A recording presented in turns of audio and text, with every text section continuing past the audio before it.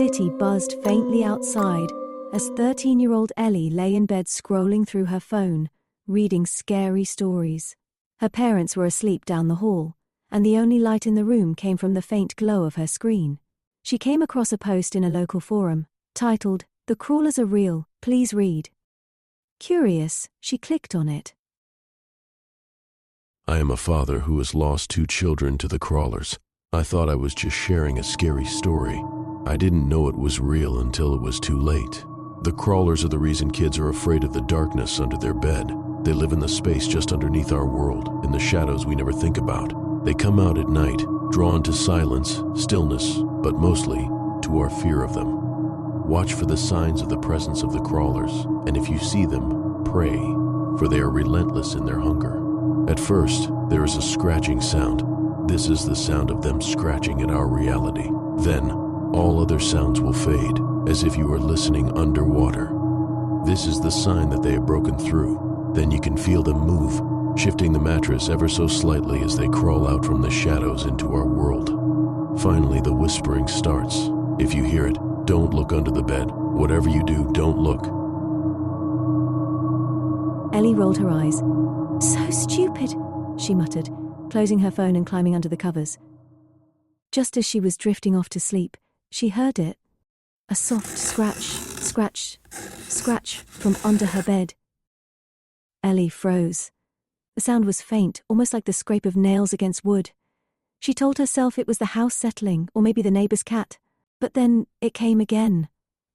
Louder this time. Scratch, scratch.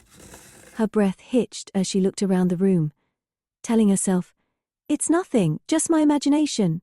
The ambient noises of the room went quiet, muffled. And then she felt it, the slightest shift of her mattress. Ellie sat up, her heart pounding. She stared at the edge of the bed, her feet tucked safely under the blanket. The silence was deafening now, broken only by the faintest sound, a whisper. "Ellie. Ellie." She clapped her hands over her ears. "Nope, nope," she whispered to herself. She wasn't going to look. She knew better. The whisper came again. "Ellie." The voice was clearer now, chilling and close. It sounded like it was just on the other side of the mattress, inches away from her ear. And then she felt it again. The mattress shifted, as though something was pressing up against it from below. Ellie grabbed her phone and turned on the flashlight. "I'll prove it's nothing," she muttered, her voice trembling. She leaned over the edge of the bed, shining the light underneath. The beam caught the edge of an old sock, a few forgotten toys, and nothing else. She let out a shaky laugh. "See? Just my stupid imagination." But as she moved to sit back up, she felt something grab her wrist. Her scream caught in her throat as she saw it. A hand, long and pale, with impossibly thin fingers and nails like splinters.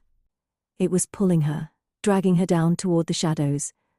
Ellie kicked and thrashed, pulling back with all her strength. In the commotion, her phone fell from her bed, the flashlight shining into the darkness below. A terrible shriek erupted from under her bed. The hand released her suddenly, and she fell backwards, gasping. She scrambled to the center of the mattress and listened. The room was silent. The sun rose hours later, bathing her room in warm light. Ellie hadn't slept. She sat in the middle of her bed, knees to her chest, trembling. When she finally dared to look over the edge, the space beneath was empty. Just dust and forgotten belongings. Her parents laughed when she told them. "Probably just a bad dream," her dad said. "You've been reading too much of that creepy internet stuff." She almost believed them. Almost. That night, Ellie took no chances. She shoved books, bins, and boxes under her bed, leaving no space for anything to crawl. But as she lay in the dark, clutching her blanket, she heard it again. Scratch, scratch. And this time the whisper wasn't under the bed. It was coming from the closet. A terrible, sinister voice whispered,